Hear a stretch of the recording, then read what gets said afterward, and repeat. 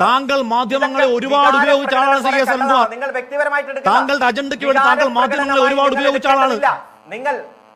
എന്നിട്ട് നിങ്ങൾക്ക് പുച്ഛമോ മാധ്യമപ്രവർത്തകരോട്? പുച്ഛമല്ലേ? നിങ്ങൾക്കാണ് പൊള്ളുന്നത്. വെല്ലുവിളിക്കാവോ? വെല്ലുവിളിക്കാവോ?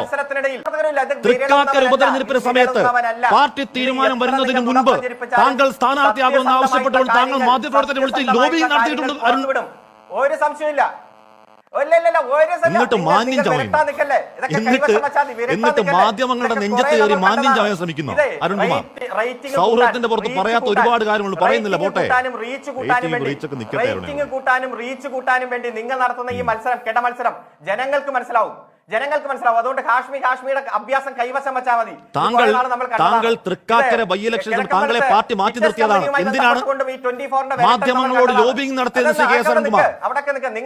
അങ്ങനെ സ്ഥാനാർത്ഥിത്വത്തിന് വേണ്ടി